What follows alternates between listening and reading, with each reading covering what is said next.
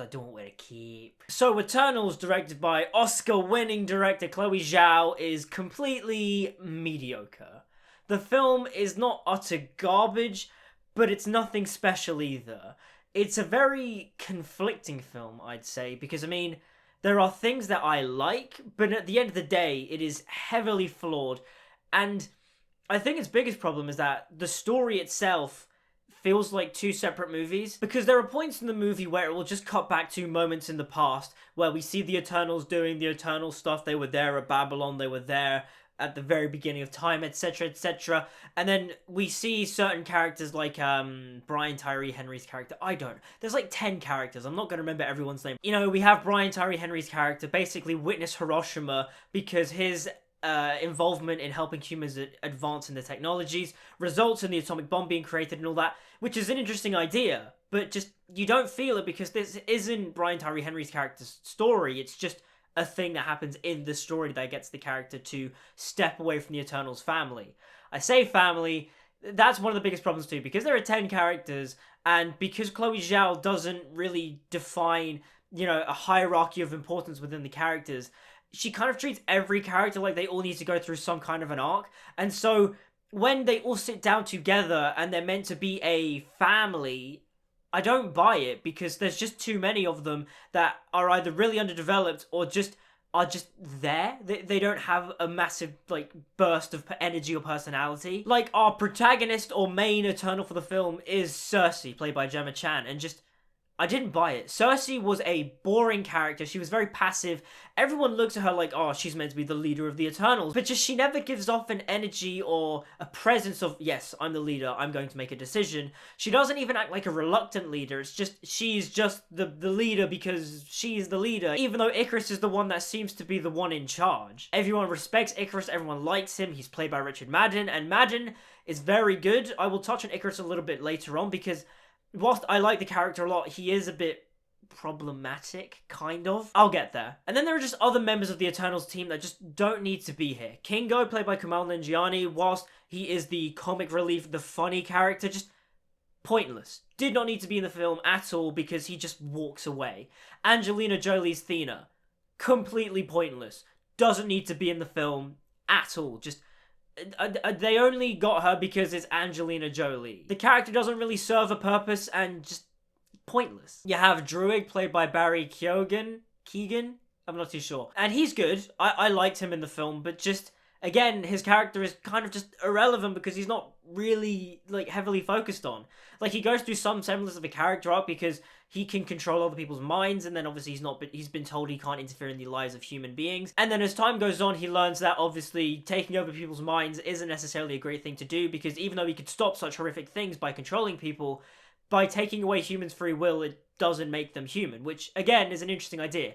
Eternals, to me, is just a movie full of a bunch of interesting ideas that is just not focused on enough, or just kind of pointless and don't really need to be there. And I will stand by this. This movie should have been 2 films. We should have had an entire film starting from the creation of the Eternals that lasts the time span up to they break up as a family. And then the story of this film, which is the Eternals getting back together and reuniting the family, is what the second film should have been. Because, I mean, just, you don't care enough for these characters. If you're doing 10 characters and you want us to care for them, we don't. Like, Salma Hayek is in the film as Ajax, or Ajax, I don't know, everyone keeps pronouncing it differently. It's Ajax, right? That's what it says on the poster.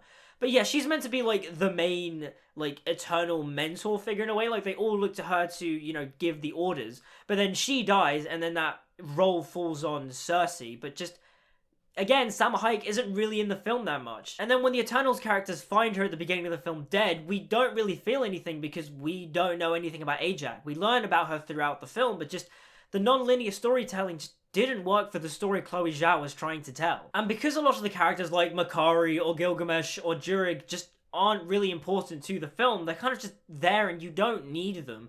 Like, yes, they bring a certain presence to the film. Like, I liked Gilgamesh. He was the kind of fun, older, sort of brother, fatherish figure to everyone. He was really calm and fun, and he just dies and you don't really feel it. Like, there's an implied connection between him and Thena, but just, you don't feel it. The universe-long relationship between Ikaris and Cersei, you don't feel it. They don't have chemistry. It's just Gemma Chan and Richard Madden just nuzzling on each other and smiling. But there isn't anything behind their romance other than he's just attracted to her. And the scripting of their first meeting is hilarious. Like, they're all on that Dorito ship looking at the Earth. Cersei's just staring at it, just like, it's beautiful, isn't it? And then you have Icarus just looking at her, just going, hi, I'm Icarus. And it's like, what is this writing? Like, that was completely unnatural. And now, I get it from a character point of view, Icarus doesn't care about the Earth, but the way it's scripted and the way it is shown on screen, the way Zhao directs the scene, it is awkward and weird, and it doesn't flow at all. If anything, a good sense of foreshadowing would have been to have had Icarus look at the Earth, be like, yeah, sure. Very dismissive, and then talk to Cersei being like, I'm Icarus, by the way, you are Cersei, aren't you? Just add a sense of charm to the characters. Everyone is kind of wooden, and since I'm on the character of Icarus, I might as well just delve in a bit more. Icarus was the second best character. I'll get onto who my first is in a minute, but just when it came to Icarus, his overall story arc is interesting. Just the way it is presented is just not very well done, I'd say. In many ways, he seems like Superman meets General Zod. Like, his whole purpose is to abide by what the Celestials are saying and let the emergence happen. The emergence is basically just allowing a Celestial to hatch from Earth, pretty much. And because that's like the prime directive, Icarus is very much a stickler by the books. He follows the law, if we'll put it like that. He's like Javert and Les Mis in a way. Like, he is just bound by his duty, and so the main goal and the main mission, the main purpose he has is to allow the emergence to happen. But then since the final battle was the Eternals fighting Icarus and trying to stop him and trying to stop the Celestial from being born, in a way Icarus realizes that what he is doing is wrong, and so he flies into the sun and dies or something. Like, I'm pretty sure Icarus doesn't die. I'm pretty sure Icarus is fine and the sun, like, is healing him or something. Like, it's kind of like a Superman thing, right? I don't know. Who knows about the lore of the Eternals? Like, most Marvel fans barely know anything about the Eternals, and just the fact that Marvel thought was just like, yes, we're gonna make this a movie, just, it was weird. And look, whilst Icarus's arc is interesting, to me, it's just not well-rounded in a sense, because his evil turn kind of comes out of nowhere. Like, we see the flashback of him killing Ajax and then him putting her back on the farm. And Richard Madden plays those scenes very well. Like, when he, like, lets out the scream of pain and the heat vision comes out, wonderful, magnificent performance. But just from the beginning of the film, he's just very stiff and stoic and robotic.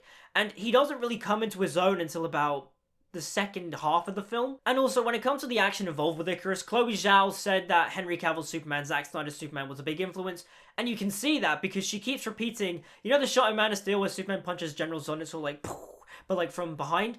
She keeps repeating that shot every time Icarus goes into battle. Like, every time Icarus goes into battle, it's laser eyes. Like, that's all she seems to do. But I will say, it is nice to see a character just flying around in a way, because, I mean, just the way he flies around is kind of cool, although a little bit CGI at times, but not too much, because, I mean, this movie looks quite good, aside from, I'd say, the color grading. It's not the typical Marvel grey filter, it's more of a Chloé Zhao grey. Like, if you watch Nomadland and then you look at Eternals, they have pretty much the same color palette. And yes, from a visual standpoint, the movie is quite good. The CGI is pretty good for the most part. The sense of scale, I think, is pretty good too. Like, the way Chloé Zhao depicts the Celestials of Arisham, like, yeah, he looks awesome on screen. Like, when you see, like, Cersei at, like, this, you know, this kind of small on the frame compared to, like, the giant size of Arisham, it's pretty fucking cool. The final battle at the end when the Celestial is emerging from the Indian Ocean and then Cersei stops it from emerging by, like, turning it to stone or whatever, and then, like, you just see the, like, white Celestial hand just, like, frozen. It's a really cool piece of imagery. Like, it's really well done, and eventually, when Marvel gets around to Galactus, you know Galactus is going to look amazing. But just, to me, I didn't care, if that makes sense. Like, I mean, the movie tries to present all these philosophical ideas of, oh, maybe we should just let the emergence happen and let all the humans die. But then also, if we don't let the humans die, millions of universes won't be born, so what do we do? And listening to some positive reviews that bring up elements of the philosophical arguments of, oh, should we get involved? Oh, no, but I can't go against my family. And that's kind of why Kingo leaves. He doesn't want to, you know, fight his family, and so he leaves.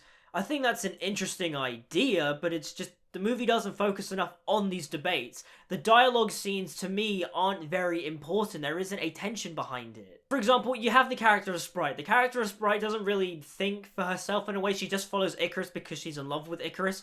And I like the parallel to her and Tinkerbell. I think that's kind of cool, but just, the movie doesn't do enough with it. The movie is literally just a bunch of half-baked ideas that needed more cooking, and I think if this movie was split into two, we would be able to allow those elements to breathe a lot more and everything wouldn't feel as rushed. Now, I have gone a little bit of a negative rant about the characters, but there is one character that I really did love, and he was barely in the film, and that is Kit Harington's Dane Whitman.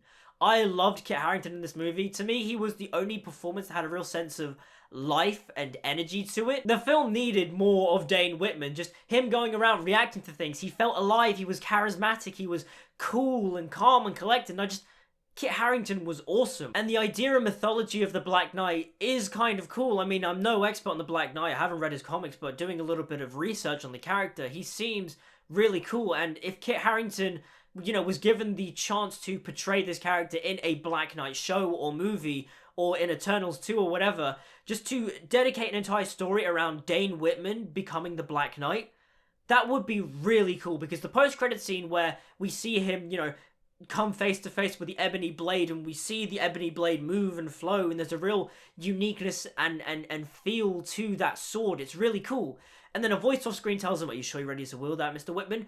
It's cool and mysterious. And I'd love to see a Black Knight spin-off. But, and this is the thing that really kind of just made me go, what are you doing, Marvel? Is the voice that asked Dane Whitman that question is of Mahershala Ali's Blade. Like, what?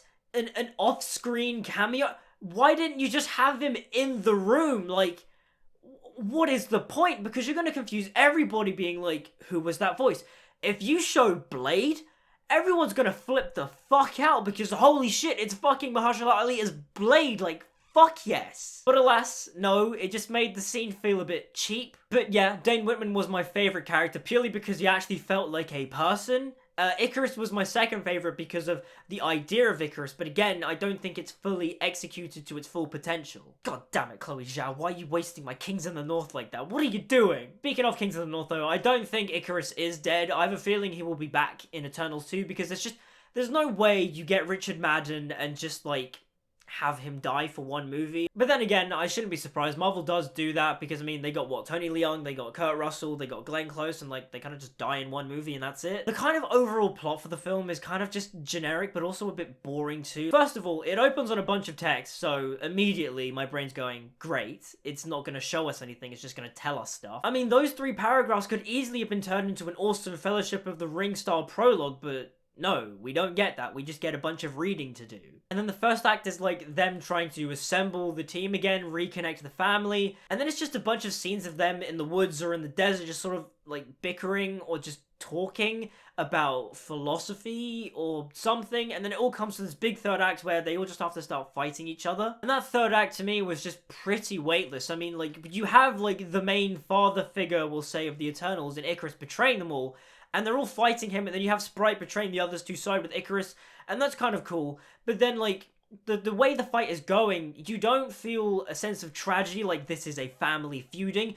Like, for example, in Black Panther, when T'Challa is fighting Killmonger, you feel it. Ludwig Göransson's score is all like dun dun dun dun dun dun dun dun dun. You feel the tragedy. Here in this movie, it's like they're fighting, and poo poo poo, pow pow. And that's kind of it. Oh, and now that I've mentioned score, Ramin Djawadi's score, holy shit was that fucking disappointing. Like, there's my boy Ramin Djawadi, pulling out bangers in every season of Game of Thrones, and in Eternals, it's just atmospheric. Like, not even in a good atmospheric, it's just sort of ambient music, and I'm like, where's the big swelling epic themes? Where's the big scores? Highlight the tragedy of the third act. But just, no. It's all, like, ethereal and spacey, and I'm like, I'm not feeling anything from this score. It's just nothing. So yeah, those are my thoughts on Eternals. Marvel, for me, has not been having a great year. Like, sure, I liked WandaVision, but the more I think about it, the more it falls apart.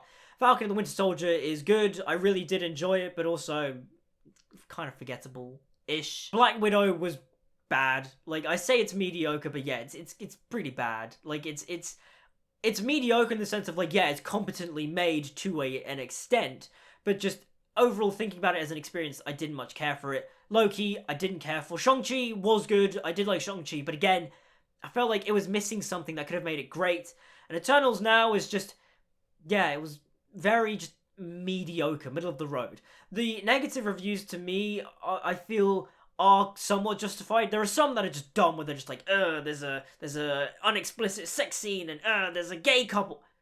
Who cares? Like, that's not the problem with the movie. The problem with the movie is that it doesn't focus enough on its characters and it doesn't tell the story properly. But for me, if that's Marvel's current track record for the most of Phase 4 and or this year, oh god, is Spider-Man No Way Home doomed? Because, I mean, just that movie already sounds, like, interesting, but not really. And again, I'm not in love with the MCU Spider-Man film, so just given that the current track record for Marvel this year is either fine to bad, oh god, please be good. Just please. But yeah, would I say Eternals is a bad film? Kinda? Not really. Like, it's mediocre. Like, it's, when I say fine, I mean just, like, middle of the road fine. There are worse films. Thor the Dark World is probably worse than this, although Thor the Dark World is also shorter than this movie, so, I mean, I might watch Thor the Dark World more than this one. Captain Marvel was pretty boring. I really despise Thor Ragnarok because, again, I think it's just a farce on the Thor character, and it was just people goofing off on screen rather than telling a story. But yeah, Eternals is just incredibly mediocre. But what do you guys think of Eternals? Let me know in the comments down below. Like, subscribe, follow me on social media, all that good stuff. It's down in the description. And until we meet again, I'll see you guys next time.